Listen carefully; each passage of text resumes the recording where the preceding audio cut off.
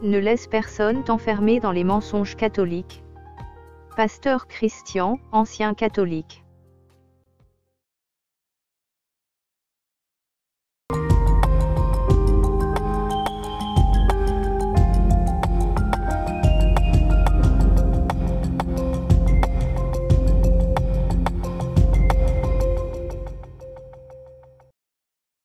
Pourquoi est-ce que votre père a mis dans mon esprit de vous enseigner ceci?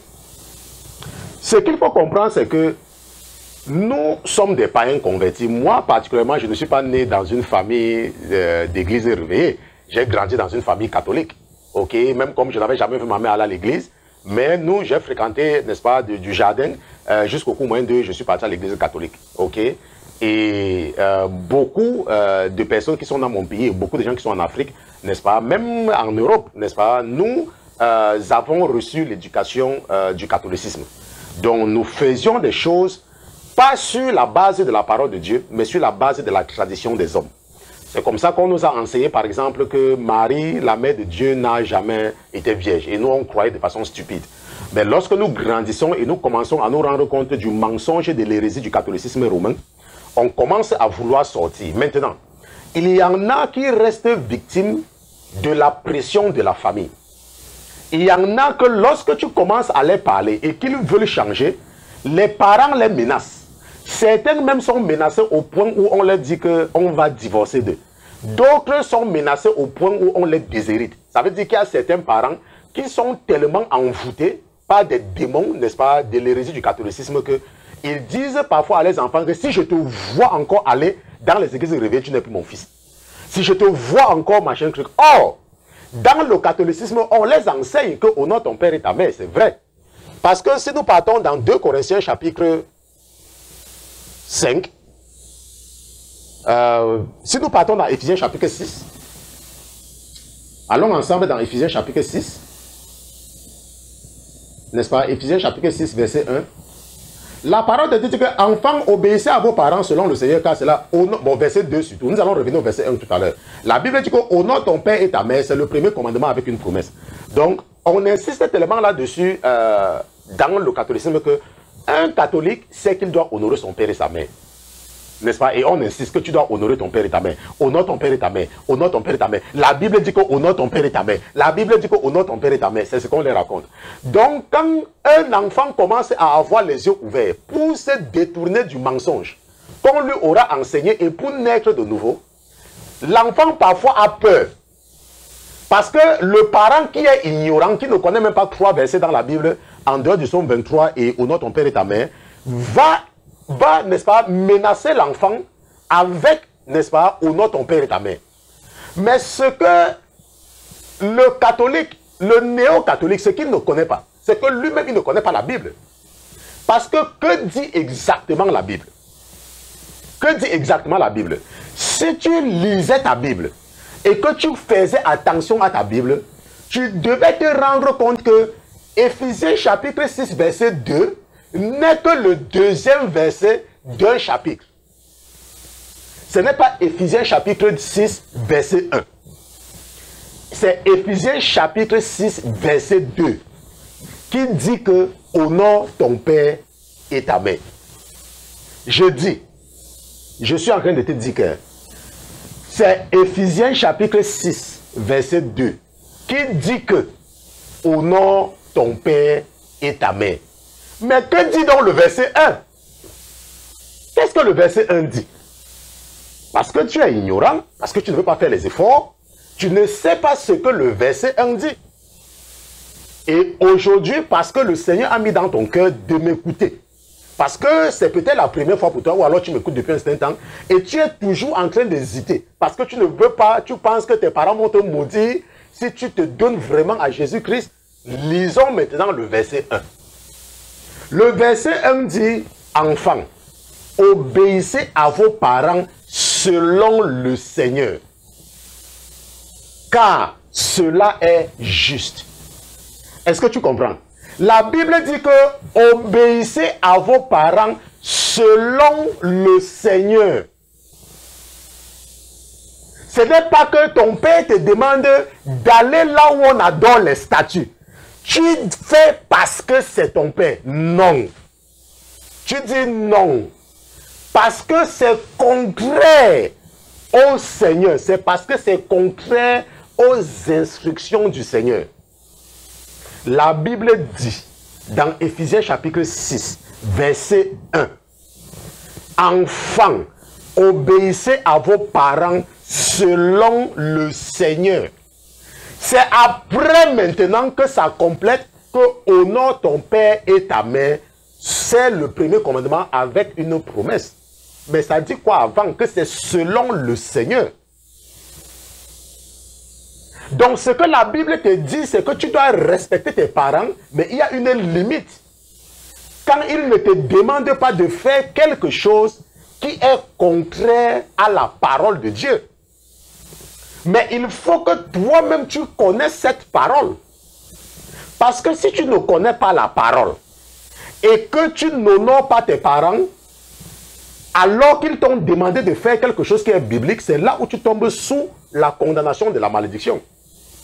La Bible dit que comme l'oiseau s'échappe, comme l'hirondelle s'envole, ainsi la malédiction sans cause n'a point d'effet.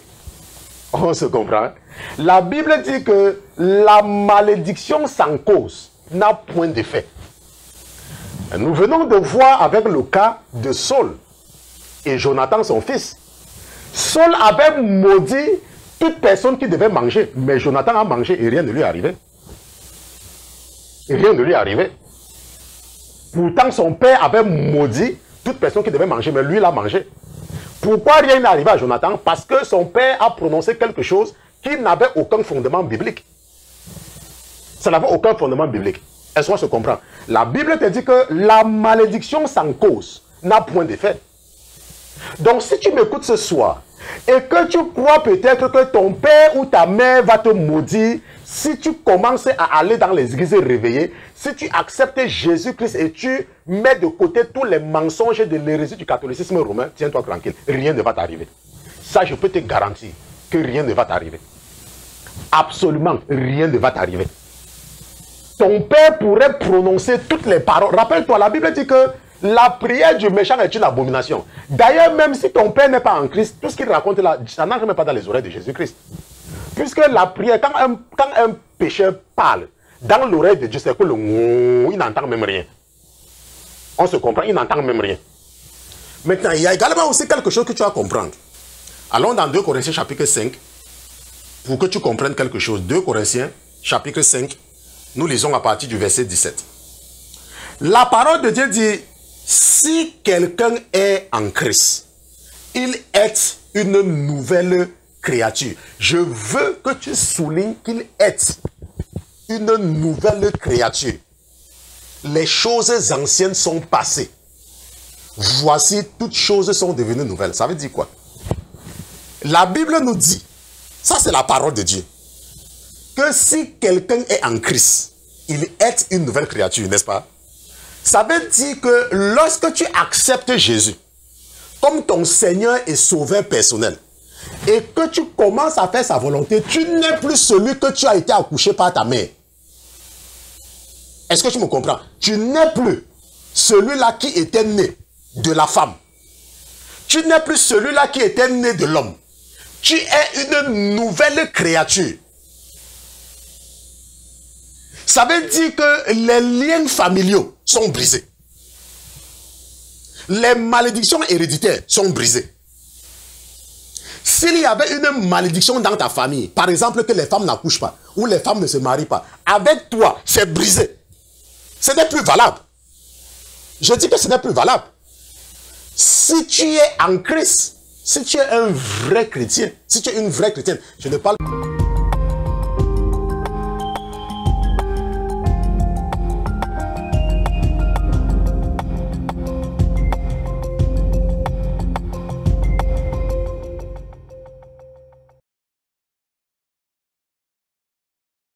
Attention!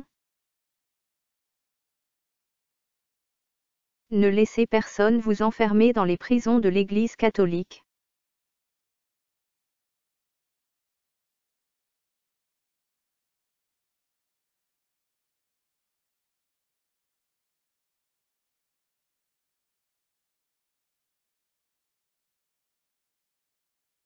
l'Église catholique est un chemin qui conduit directement en enfer.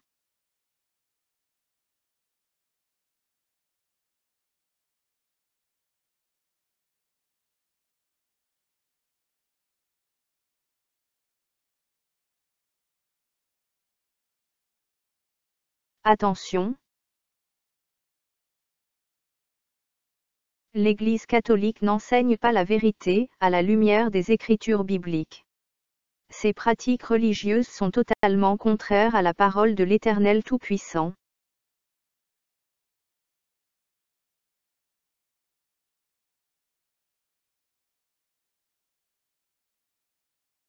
Fuyez comme la peste et le coronavirus toutes les personnes qui n'enseignent pas la vérité, à la lumière des Écritures bibliques. Réveillez-vous de votre sommeil spirituel qui vous conduit lentement, mais tout droit en enfer.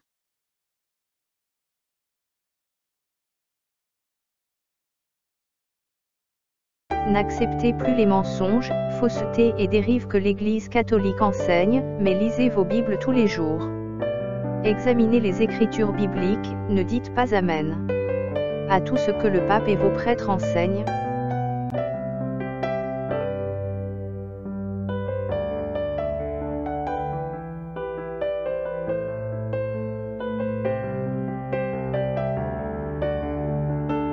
Que les catholiques qui ont des oreilles pour entendre entendent. Que celui qui a des oreilles pour entendre, entende.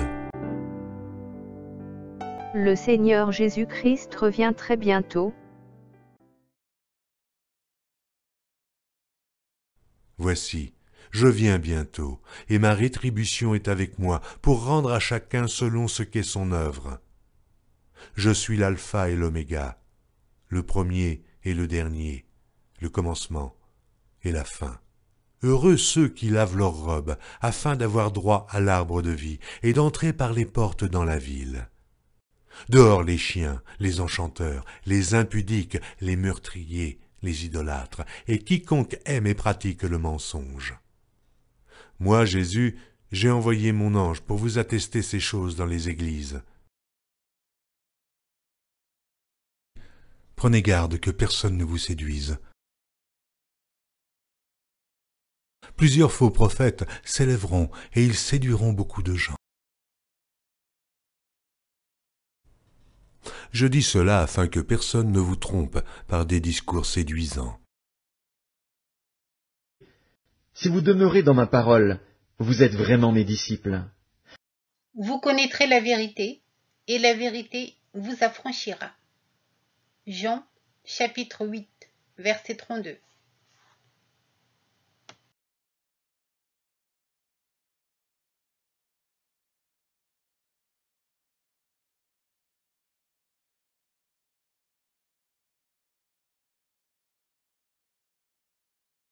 Tu n'auras pas d'autre Dieu devant ma face. Tu ne te feras point d'image taillée, ni de représentation quelconque des choses qui sont en haut dans les cieux, qui sont en bas sur la terre, et qui sont dans les eaux plus bas que la terre. Tu ne te prosterneras point devant elles, et tu ne les serviras point.